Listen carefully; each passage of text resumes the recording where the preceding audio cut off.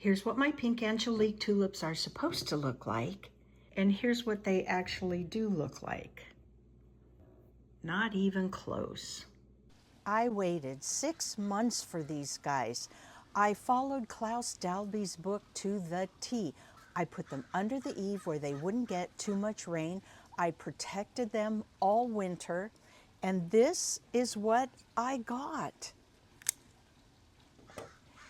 And you know, if you only have a small garden like mine, this is not just a small disappointment.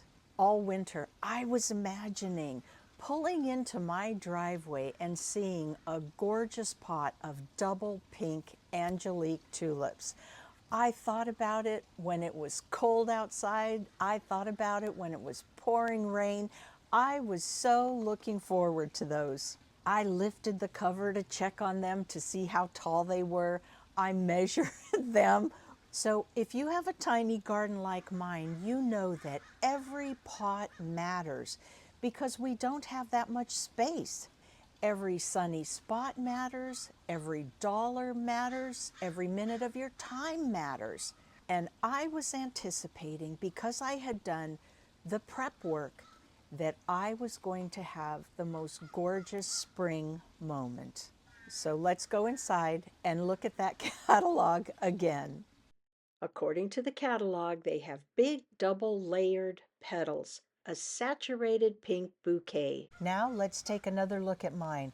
I wouldn't call this pink. I would call it cream with pink highlights.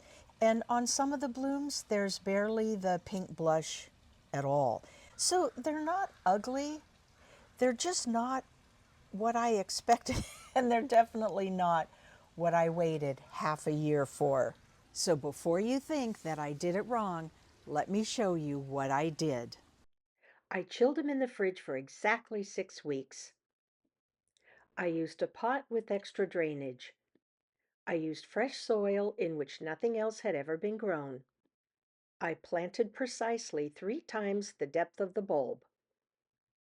And I watered thoroughly, but only once for the entire winter. I think what surprised me the most was how disappointed I felt. It wasn't just about the tulips. It was about the anticipation. It was about doing all the groundwork and waiting for this amazing display. So instead, instead of just whining about them and complaining, I decided to turn it into a lesson.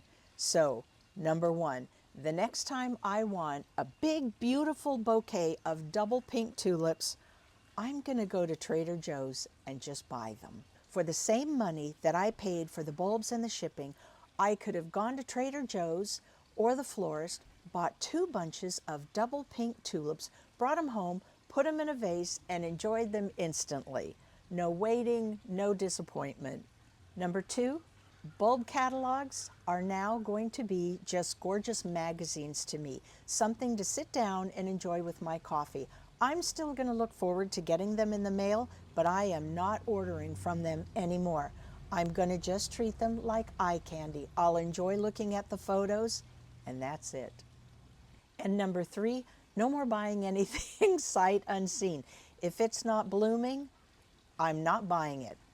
I don't mind spending money on plants. I don't even mind spending money on premium plants.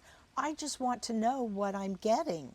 If I had ordered creamy white tulips with a blush of green or a tiny blush of pink, I would be thrilled right now. These are opening into a gorgeous display. They're just not the display that I was looking forward to and that I had specifically picked out. Because when space is limited in a small garden, as much as ours is, every choice has to be intentional.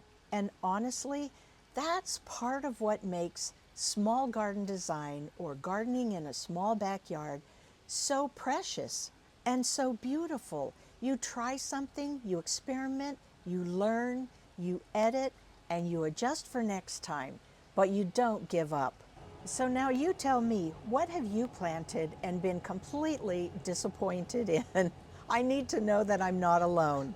Thank you so much for being here. I really appreciate it, and I'll see you next time.